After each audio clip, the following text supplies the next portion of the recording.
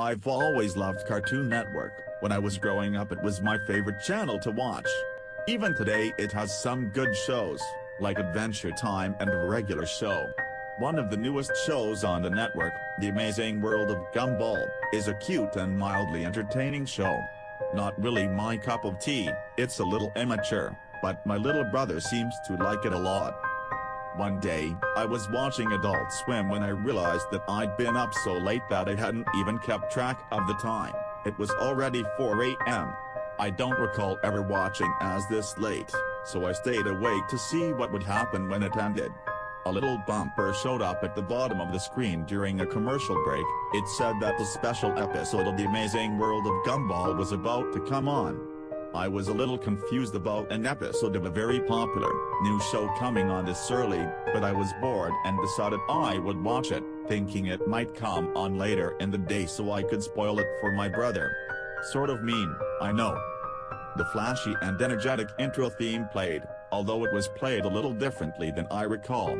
The music was a little different, and the show's logo wasn't animated. Its colors were done rather sloppily as well, almost like something a little kid would do on a doodle board or a glow board. I ignored it, assuming that it was done just for the special episode. The title of the episode was The Grieving, a sort of sad title, but I didn't really pay too much attention. It began with Gumball, the show's 12-year-old protagonist, standing alone facing a corner of his dimly lit classroom. He looked absolutely miserable, a far cry from the cheerful demeanor he usually had. There was no one else in the room, not even his best friend and adopted brother Darwin the goldfish, and the windows in the room clearly showed the night sky outside. I was really starting to get confused. Why would he be at school at night, and why was he standing in the corner all sad and alone? After about what seemed like a minute of Gumball standing somberly in the corner, the scene suddenly changed. We were in Gumball's house. Once again the scene is silent and a little disquieting. Richard, Gumball's enormous rabbit father, walks in from the kitchen. He looked even more miserable than Gumball had in the previous scene. Richard isn't wearing his usual attire. He's dressed in a fancy black suit, a little uncharacteristic of him, as he's usually a slob. He sighs, and slumps down onto the sofa, and starts sobbing intensely, sounding like someone who had just lost something important.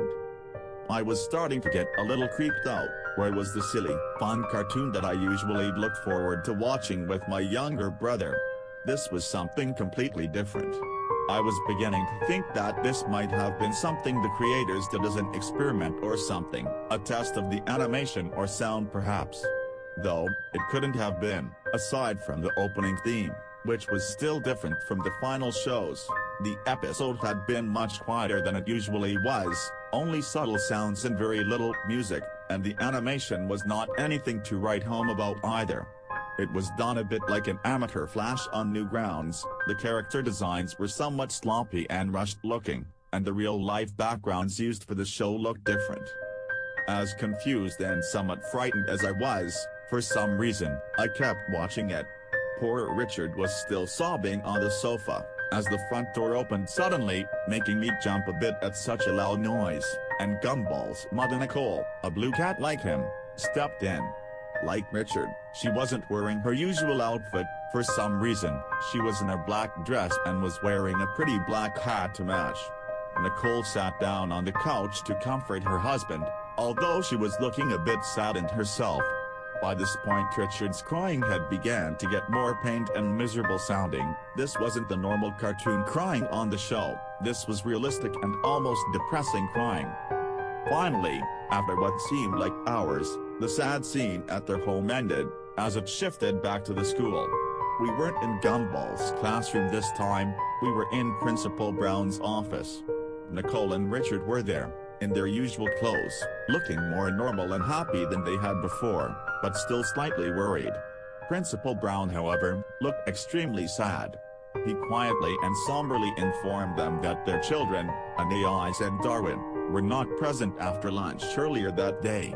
They hadn't been seen at all the rest of the day. Nicole was instantly furious at him.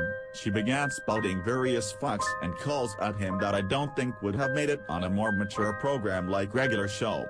I was laughing at this, because it seemed sort of funny for Nicole to flip out in this manner and start swearing like a sailor in a G-rated cartoon. But my outlook soon changed when Principal Brown told her something else after she finally had quieted down.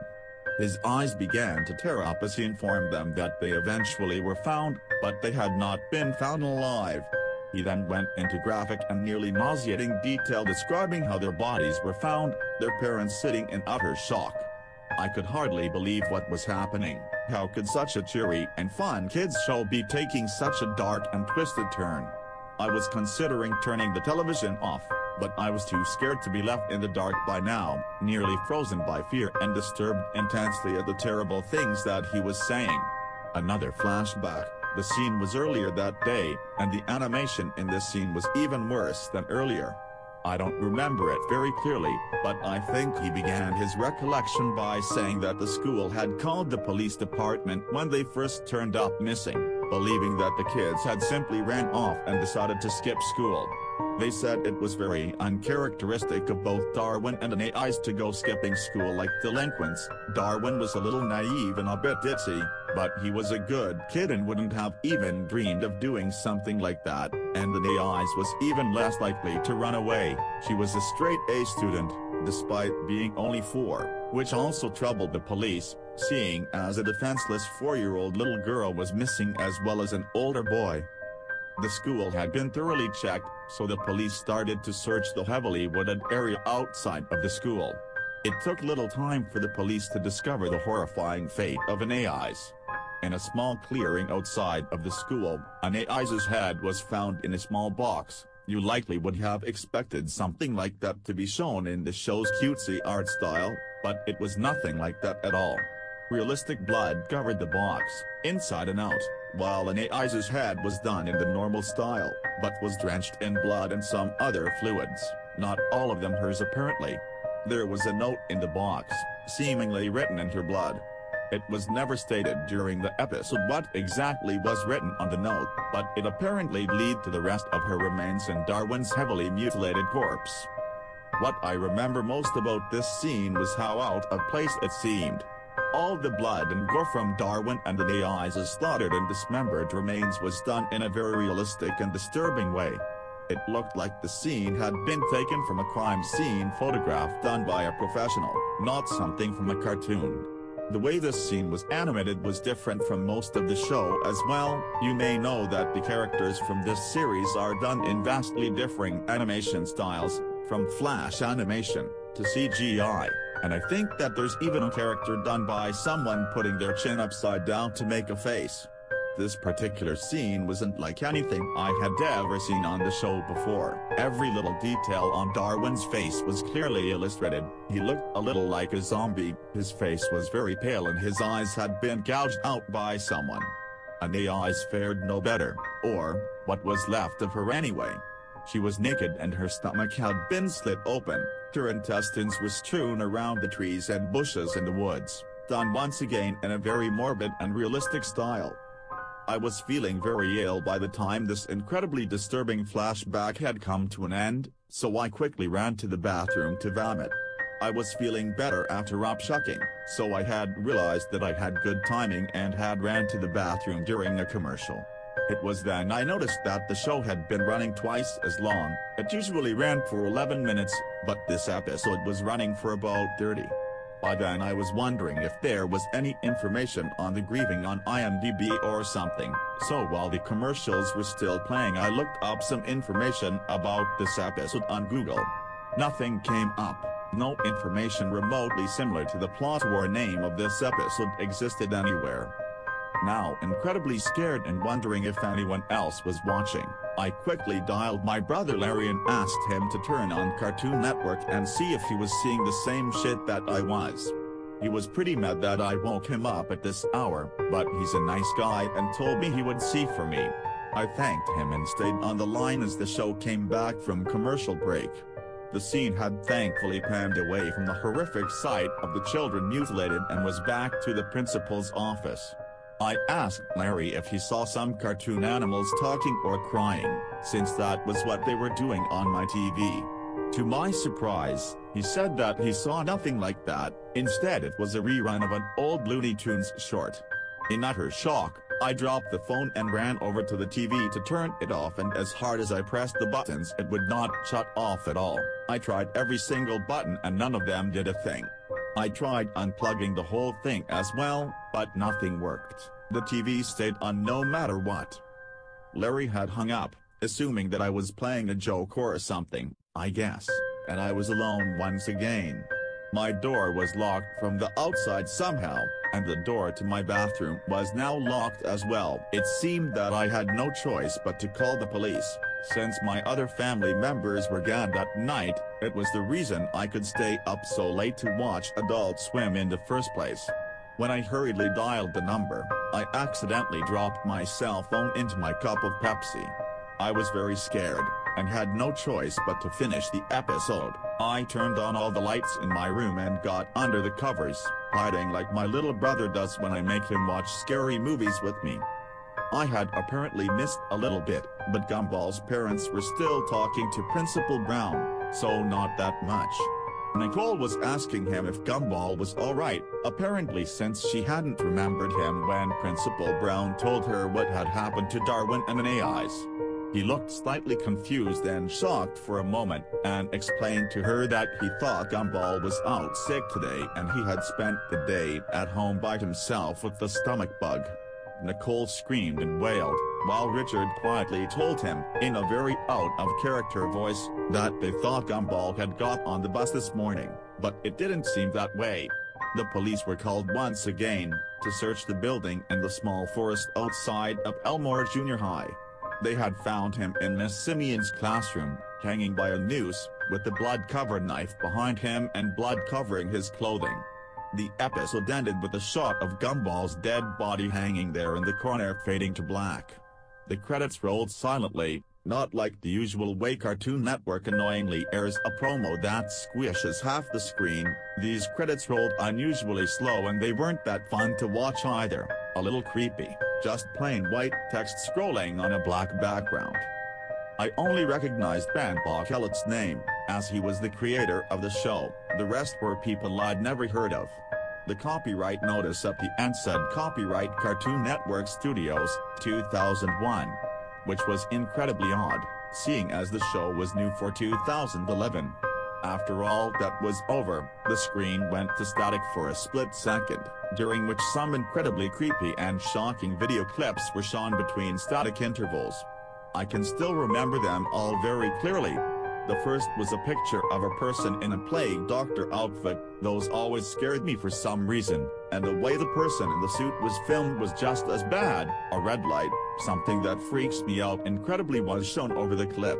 The next was what seemed like a video being played very quickly, over and over, of a kitten's face being squished by a woman wearing high heels, which was strange because a so-called friend of mine sent me a picture yesterday of a cat being stepped on and killed, similar to the kitten in the video. The last one was the one that disturbed me the most and made me want to both cry and vomit my guts out. It was my little brother, or at least a small child, who looked very similar to him, being shot in the face by a person who looked like my father. You could clearly see the child's brains and blood splatter on the wall. I began to sob uncontrollably after that traumatizing clip, so much so that I passed out. When I woke up, my door was unlocked, and my television was turned off. I went to call the police on the home phone in my kitchen and report that I had seen some very disturbing things on TV and that my doors had been locked. When they arrived, they could find nothing like what I remembered from early this morning. I told my brother about the episode, and he fainted. My internet history was even cleared. They were angry at me, and just assumed that I had had a bad nightmare, when I was sure I hadn't. Good thing I recorded the episode. The officers were shocked at what I showed them. One of the officers felt bad for me and took me out to a small diner so I could recollect my thoughts. At the diner, I remembered that my family was out visiting my aunt, and they were supposed to be back by noon or so. It was already 11, so the officer and I drove back only to find a whole squad of police cars and even some government agents at my house. They explained to me that my little brother was missing and that my mother and father were major suspects. I was freaking out, and trying to tell them about the disturbing clip of the boy who looked like my brother being shot in the head, but they wouldn't listen. I stayed with my older brother, Larry, who wouldn't believe me either, still insisting that all he saw was an old Looney Tunes cartoon, and nothing at all creepy or weird. The cops eventually told me that they would contact Turner Broadcasting and tell them about the incident. A representative of Turner Broadcasting came to my cousin's house to talk to me in private about what I had seen and experienced that night. He was very kind, but it all seemed a little like some sort of front. After I could tell him all I remembered, he agreed to play back that day's programming from when the incident with the disturbing Gumball episode had occurred. To my shock, all that was airing at that time was an old Looney Tunes short, nothing more, nothing less. I hysterically sobbed and moaned that what I had experienced and seen was completely real, but no one listened. Eventually, I discovered that Ben Bartlett had a Twitter account, so I sent a message about the episode and this was the reply I got. One thing, how in the heck did you find that? I never, ever thought I would think about that old shame again. Don't tell anyone this, Sarah. Yes, that's my name. But the Amazing World of Gumball goes back further than you know. I used to have a really boring job as a teen, and I sketched little drawings of the Wattersons and friends. The episode you saw was never supposed to be seen by anyone but me and a few friends of mine. It was a very awful thing to do, but we made the episode as a joke. A guy from my old job, who everyone hated, had lost a child to a crazed serial killer, who was apparently still out there somewhere. Anyway, we made it so we could make fun of how he came into work usually, crying like a fool, which is why you saw Mr. and Mrs. Watterson cry so much in the episode. I know, I am deeply sorry for what I did, which is why I tried to bury that stupid thing years ago. Literally, I went out into the countryside with my mates and dug a hole and buried it. What I don't get though, is how you describe the blood and guts and stuff. We didn't have any scene with Darwin and Ananias's bodies being found. All that happens in the episode is the parents are informed of the kids being found dead and then crying like crazy. We didn't even draw anything in the episode like that, at all. We're not that sick. Now, this is my theory. The lunatic who killed the man's child found the tape we buried, watched it, and heavily edited it. Then, he hijacked the local TV station near. I blocked out the name of my city. I'm paranoid enough, and it's a small town, somehow, and got the episode to air on your local Cartoon Network station. Now, why your brother couldn't see it, I have no idea. Why it seems you're the only one who saw it, I have no idea either. Sorry, but I just don't know. Now, for the explanation you have been waiting for, the clips at the end. I don't know. I don't. I'm deeply sorry, from the bottom of my heart, but I don't know why those clips were aired. I just don't. I am sorry, I really am, but me and my mates are just the ones who made those scenes with Richard and Nicole crying. That's it. I'm so sorry, Sarah, I'm so deeply sorry. Best wishes, Ben Bartlett and everyone involved with the Grieving. Seriously, stay the fuck away from that episode.